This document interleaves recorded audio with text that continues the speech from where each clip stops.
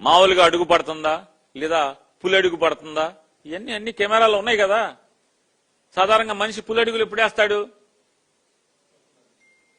మనందరికీ తెలిసిందే కదా సమాజంలో.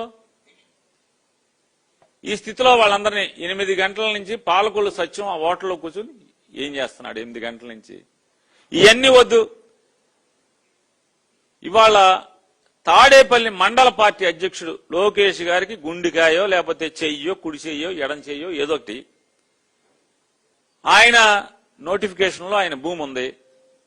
ఇవాళ దానికి నాయకత్వం వహించాడు. వైఎస్ఆర్ కాంగ్రెస్ పార్టీ నాయకుల్ని భయభ్రాంతులు చేయాలి. మిగతా రైతుల్ని ఎవరైతే వైఎస్ఆర్ కాంగ్రెస్ పార్టీ వాళ్ళు మనకు అండగా ఉంటే ఎంతో కొంత మనకు ధైర్యం వస్తుంది, మనం పోరాడొచ్చని చెప్పని ఆశపడి జగన్ గారి దగ్గరికి వచ్చారో ఆ రైతుల్లో ధైర్యాన్ని చంపేయాలి, వాళ్ళలో భయభ్రాంతులు కలిగించాలి, తద్వారా భూమి లాక్కోవాలి. ఈ ఎత్తుగడతో చేసినటువంటి ఈ పన్నాగంలో నాయకత్వం వహించినటువంటి ఈ క్వారీ మనుషుల్ని లేకపోతే పులడుగులు వేసే వాళ్ళని, పులడుగులు మామూలుగా నడిచే వాళ్ళని పులడుగులు వేయించడానికి కావలసిన ఏర్పాట్లు చేసినటువంటి తాడేపల్లి మండల పార్టీ అధ్యక్షుడు ఎందుకు ఇంతవరకు పూలింగ్ ఇవ్వలేదు? ఇంతవరకు మరి భూమి ఇవ్వలేదు కదా. భూమి ఇవ్వకుండా రైతులు ఎవడు రైతు ఎవడు?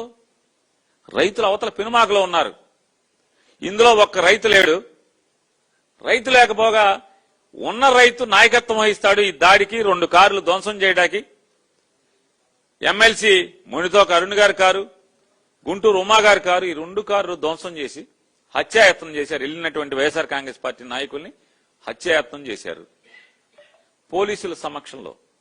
మరీ ప్రత్యేకించి ఆ ప్రాంతపు డిఎస్పీ గారు వచ్చిన దగ్గర నుంచి ఏ స్థాయిలో వాళ్ళకి ఊతం వచ్చింది, ఏ రకంగా అప్పటి వరకు పోలీసులు ఈ అరాచక శక్తుల్ని లేదా రౌడీ మోకల్ని కంట్రోల్ చేస్తుంటే ఏ రకంగా డిఎస్పీ వచ్చి దాన్ని ఇంకా ధ్వంసం రచిన పురుగులకి ఎప్పటిగా చూశాడో మా కళ్ళతో మేము చూసాం, అందరూ చూశారు, అన్ని వీడియోలు సాక్ష్యం ఉన్నాయి.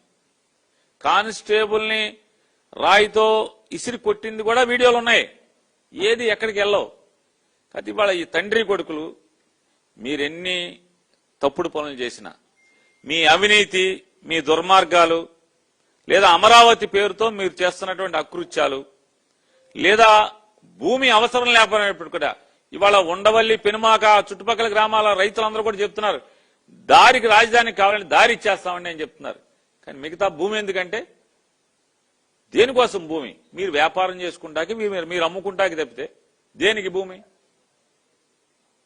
మళ్ళీ వాళ్ళ వద్దన్నటువంటి రైతుల్ని రకంగా దుర్మార్గంగా బెదిరించి భయపెట్టి తీసుకుంటాకి